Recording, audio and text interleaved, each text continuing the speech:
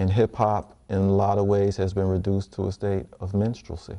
I wouldn't be surprised if we see people in blackface at some point.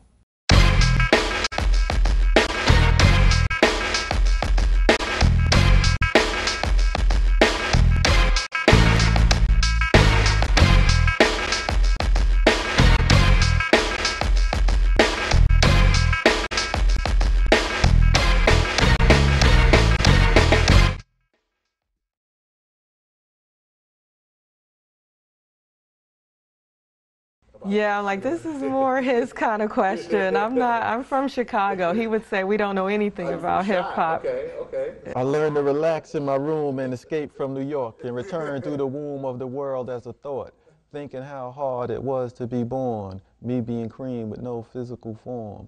One of my professors who I love dearly was John Henry Clark, famous African Studies professor. And he taught us that history is a current event, because what happens yesterday happens today. And the most successful black entertainers in America, going back, have always been minstrels. And hip hop, in a lot of ways, has been reduced to a state of minstrelsy. You know, I wouldn't be surprised if we see people in blackface at some point. It's pretty scary because, you know, whoever owns it is going to control the message that's put out there. And like you said, a lot of things are not even black, you know, it looks like black media is not owned by black people. So what's really being put out there? And I was just, I don't want to talk about anything specifically, you know, I was just looking in a magazine at this new play that's coming out about hip-hop or something, but it's nobody black is in the cast. I'm like, what? This is crazy, you know. So it is scary because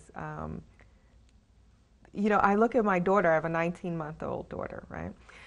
And she watches Noggin on Nickelodeon. They have these kids who dance or whatever. I'm like, oh my gosh, you know, 20 years from now, she's gonna think black people had nothing to do with the creation of, you know, rap or hip hop dance, because she's gonna be like, oh, Mom, you're just saying that, you know, because that's what she's grown up with, is not knowing. The hip hop generation, I'm part of the hip hop generation, but people think of the hip hop generation as younger, is the first generation of African Americans to begin to figure out the business model. I mean, you have to. You cannot look at the success of Jay-Z and ignore that. You have to give the man the credit for that. I mean, the artist to transcend being an artist. He say, I'm not a businessman, I'm a businessman. I mean, he's transcended. You know, Motown, they were successful, but they weren't doing it financially like he's done it. And so you have to recognize it and say, well, we could learn from them. You know, I mean, who am I to tell Jay-Z about business? He's doing it. You know, I need to learn from him. And so, yeah, I think that they've learned to diversify. My critique is that they're not doing conscious stuff to liberate our folks. You can do conscious stuff in business to help liberate your people. And that's not being done, and that's my critique of them. What do you say, can't knock the hustle? But at the same time, what about us? What about the people still living in those conditions? I mean, you can make money doing a whole variety of things. Especially now in music, you can put out MP3s that don't require any mass production, that you could sell. You know, people will pay $2, $3 for, you know, without any mass production. You certainly, the kid from Houston, who really was the first one to sell all those ringtones about the police harassing them. You know, if you recall, after what happened with Hurricane Katrina, somebody did a knockoff on Kanye West's song Gold Digger. Did you ever hear the knockoff? George Bush don't like black people? Oh, you got to hear this. You got to go on the internet. It's fantastic.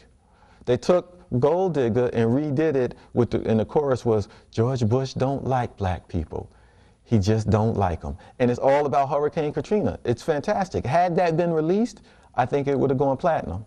It's that good. But what I'm saying is that was a model where somebody could have got behind them, sold it as an MP3, and there you have a conscious song that was timed perfectly with something that happened that was in everybody's conscious that could have made money doing conscious stuff. And that's what we're trying to do, and that's the difficulty, is how do you market conscious stuff to people who have been, the school system makes unconscious, you know? And we use humor to do that.